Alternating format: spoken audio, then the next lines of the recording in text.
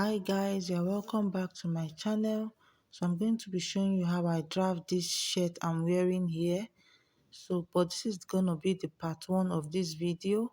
In the part 2, I'm going to show you how to neatly sew this without weaving. If this looks like what you're interested in, please keep on watching.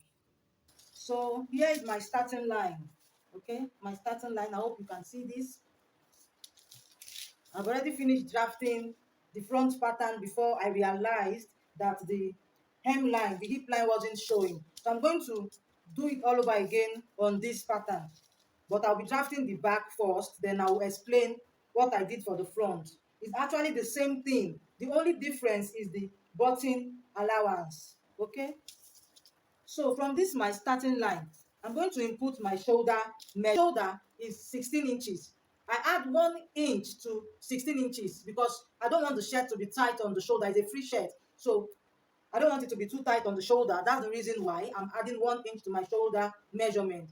So, which gives me 17 inches. So 17 inches divided by 2, I have 8.5. Okay? So I will add half an inch to it. 8.5 plus half an inch will give me 9. So here is my 9 inches. Okay? From this 9 inches, I will go down by 1 inch. On the shoulder line, I'm going in by 2.5 inches. This is the neck width. If you are on the big side, you might need to take 3 inches for the neck width. And if you're on the slim side, if you are very, very slim, please take 2 inches. You don't want the neck of your shirt to be too wide when you are done sewing. Okay? So 2.5 is what I'm taking for my neck width because I'm not too big. Okay? Then for the neck depth, this is the back. Okay? For the back neck depth, just take half an inch.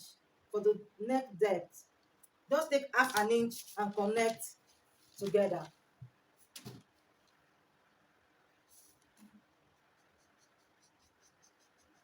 Okay?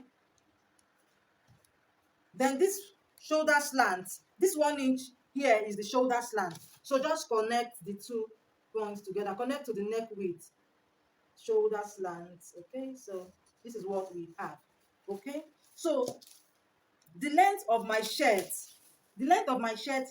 is 27 inches. I'm going to add 1 inch to it, which gives me 28 inches, including my hem allowance. Okay, so this is 28 inches. I'm just going to roll across.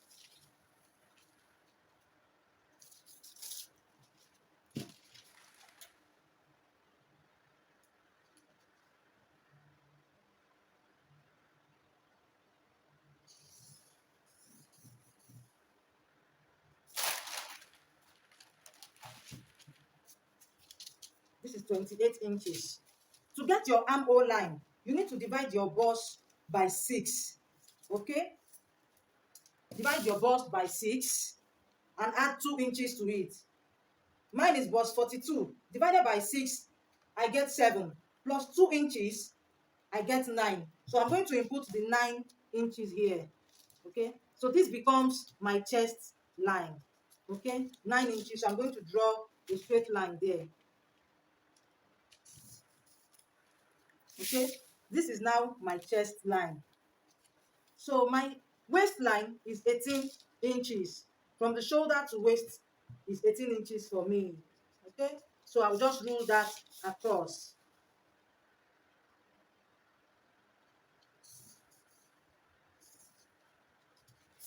So this is my chest,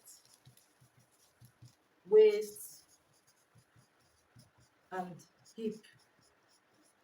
So now I'm going to measure what I have on this shoulder line.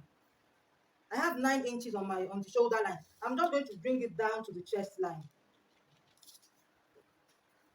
So this is to get the armhole, the right armhole. Okay, if you don't do it that way, you won't get a straight line. Okay, so this is the straight line that I have now. Okay, so on this armhole line, I'm going to divide my tape into 2. This is what I have now.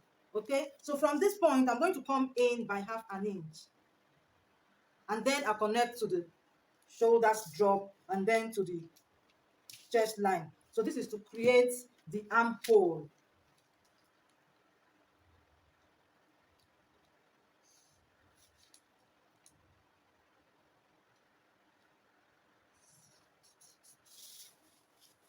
So this is what I have for the armhole. Okay, for the chest, I'm going to divide my bust 42 divided by 4. I have 10.5. I'll add half an inch to the 10.5, which gives me 11. The half an inch serves for ease. You can add 1 inch or 1.5 or 2 inches, depending on how free you want your top to be, your shirt to be. But I don't want my bust, the bust part of my shirt to be too free. I still want to have a nice shape there, okay? So I'm going to input the 11 inches here. Bust 42 divided by 4 plus half an inch. Okay, so that's what I have there. My waist is 36. 36 divided by 4, I have 9 inches. I'll add 1 inch to the 9 inches. Let me add 1.25. I'll add 1.25 to the 9 inches, which gives me 10.25. So the 1.25 I added is for ease. You can add as much as you want. You can add 2 inches for ease. You can add 1 inch for ease. You can add 1.5 inches for ease, depending on the effect you want to see at the end of the day. Mind you, it's a free shirt, so this shirt is not going to have any dart.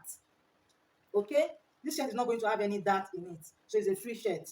Okay, so on the hip line, my hip is 44. 44 divided by 4, I have 11. So I'm going to add 1 inch to it. It will give me 12 inches. Okay, so this is my 12 inches. So I'm going to add my allowance to it now. So I'll add 1 inch for allowance. So 1 inch for seam allowance. 1 inch for seam allowance on the waist, and then 1 inch for seam allowance on the hip line. So I'm going to connect all these points together, and we are done with our shirt. So this is what the back of our shirt looks like. Okay, you can decide to leave the hip line straight. It depends on what you want to achieve. Okay, so I don't want it straight, I want it a bit curvy. So if you want yours straight, you can leave it this way. But if you don't want it straight, you can go up by 2.5. Okay, so this is my 2.5 inches here. So I'm just going to connect that now.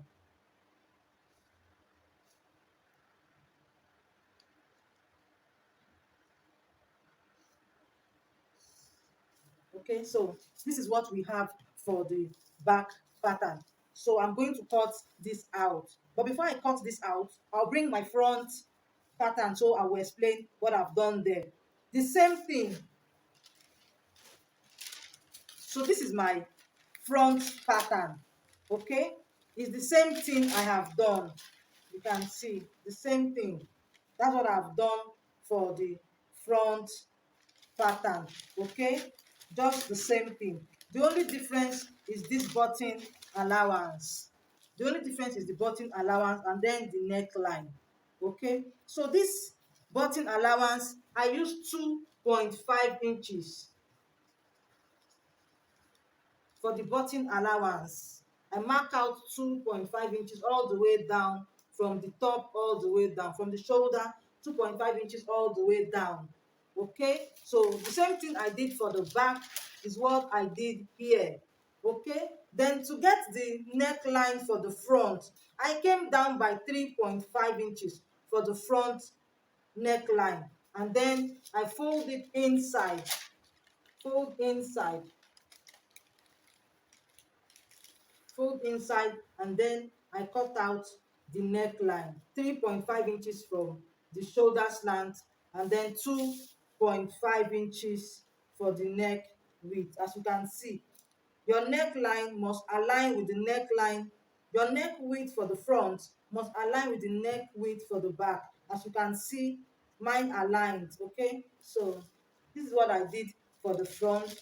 Maybe I'm going to add the video of it so that you will understand it better, but the hip line wasn't showing when I was drafting the front pattern. That's why I have to bring it back in and then explain better.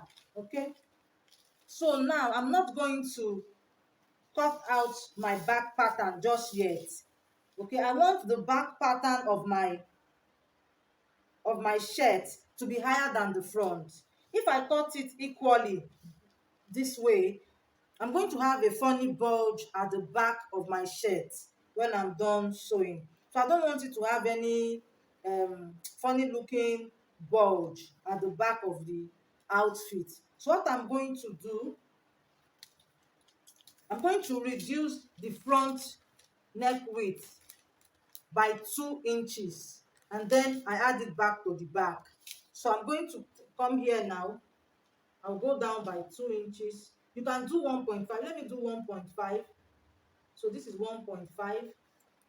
I'll come to the shoulder. I'll do 1.5, and then I connect these lines together.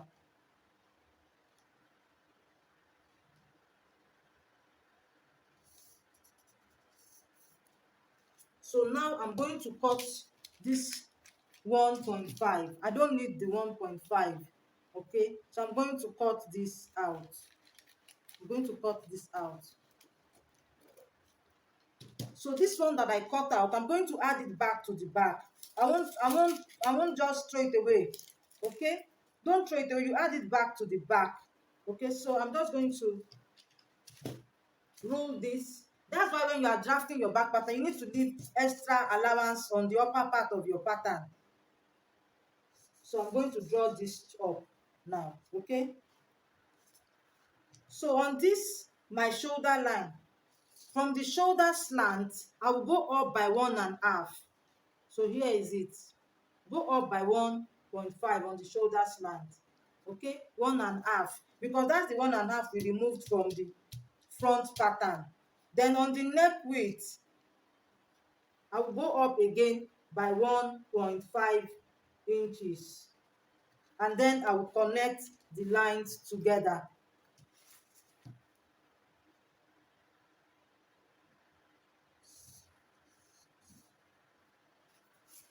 And then I connect it back to the armhole. You can see.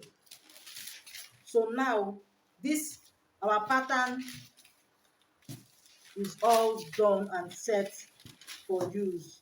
Okay, so I'm going to cut this out from this point now. I'm cutting this out now.